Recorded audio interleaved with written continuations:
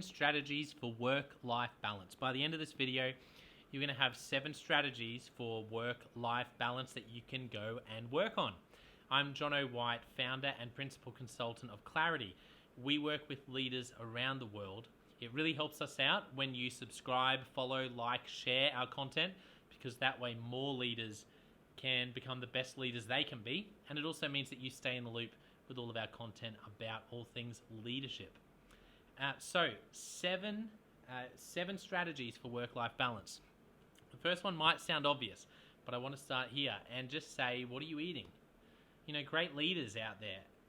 Great leaders are well-beings. So when it comes to work-life balance, the first strategy is, hey, go and invest in your food. Go and invest in your food. My work-life balance, I'm a bit tired, but what are you eating? You know, how much more money would it cost you to invest in something where you can get really quality, fresh food, whether it's a packaged food option that comes once a week, or, you know, sometimes we have things holding us back from doing these things. Well, don't.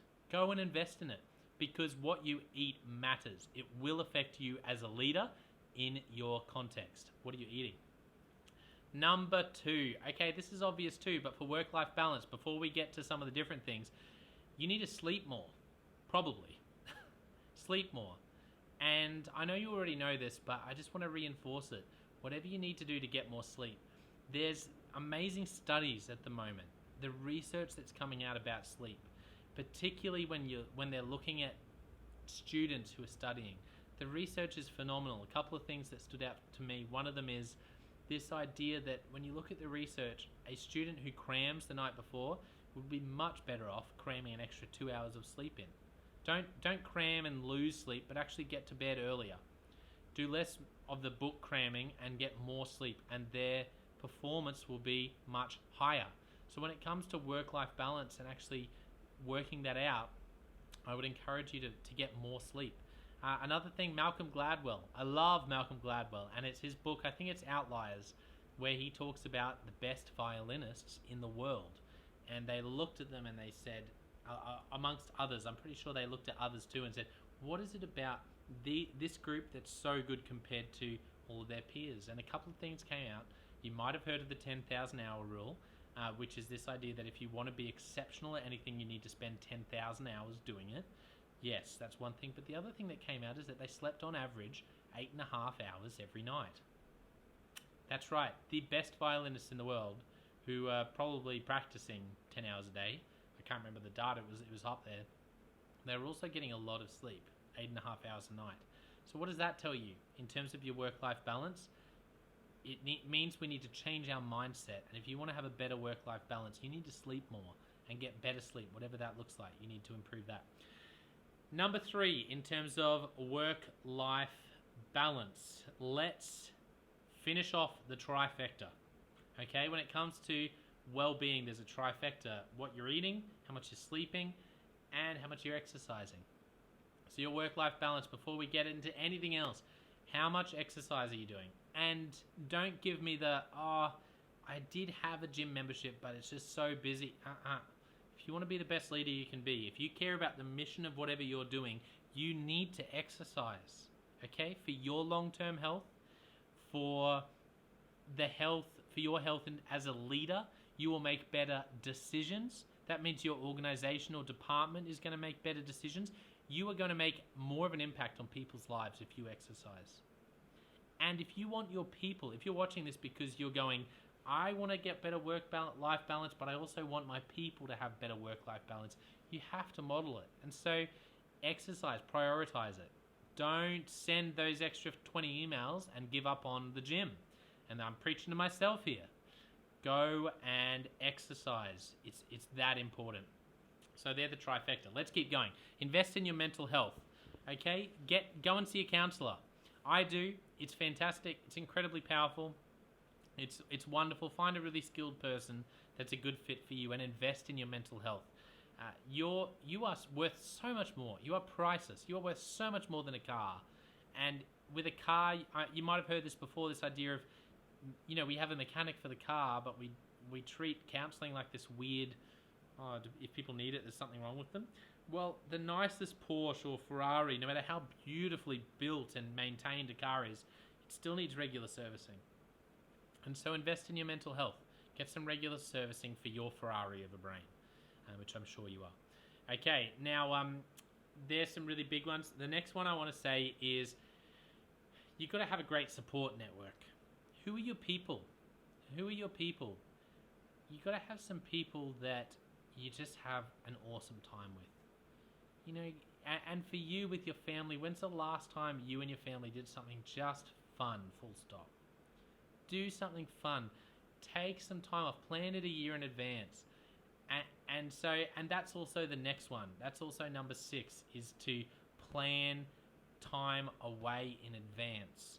Okay, some people are really good at this. Budget for it. Sacrifice for it. Plan for it. And do it with the support people in your life. Have some people that you just laugh so hard that you cry because it's so much fun being with them. Have those people in your world. Okay? Not just the people that make you a better person, you know, but also the people that you just love to be with. That's so important for us as leaders, is to have a great support network and to plan time away. So I know in 2 months' time, I've got that break where we're going camping, and I know it's going to be a good chance to just switch off. Okay? Because let's be honest, there's going to be 50 reasons for you not to go when it comes to that time. That's why we've got to plan it in advance. And that's 6. And the 7th one that I want to say is, and this is, I guess, a bit more of a key to the whole idea of work-life balance, is stop trying to balance them. Stop trying to balance them. What? Aren't you talking about work-life balance? Yeah, I am. But when we talk about balancing them, I heard someone say, it was really profound a couple of years ago, if you think about like a balance seesaw, when we balance things, it's so much easier when they're really close together because there's less sort of tension, right? So the way we balance work-life, sometimes we bring it in. But I don't think that's what we're created to do. I think it's much better if our work is super meaningful, high impact, doing incredible things, and our life, in terms of how we're doing rest, exercise, diet, our relationships with our family and friends. And I love the idea of extreme balance. So don't try to balance it. Go extreme balance. You know what? I'm going to find a way, when it comes to my work-life balance, to be extreme with my work and to be extreme with my life. And if you're in a role or for some reason where you feel like you can be extreme on one and not the other, then that's a problem. And you need to work out what would it look like for you to make some changes so that you can go extreme on both. Because you want to be going extreme on both. You know, you want to be doing the big life things. You want to be with your family, with your kids, with your friends, big life moments. You know, if you're starting a family and you're having a baby, you don't want to be anywhere near work for a few weeks. Like, that's good. But at the same time, you want to be doing work that's changing the world. So go all out on that too.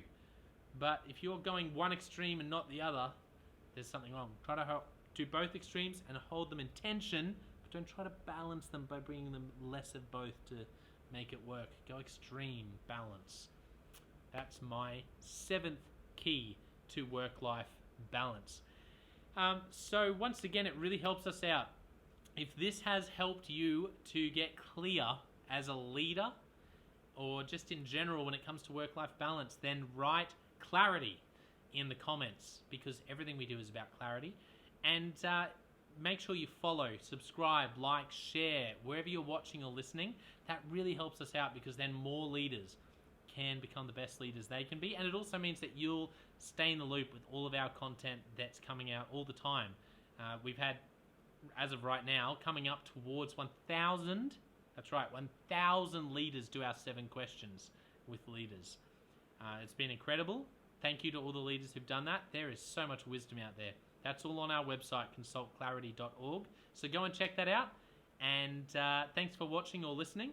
And I'll see you next time. Cheers.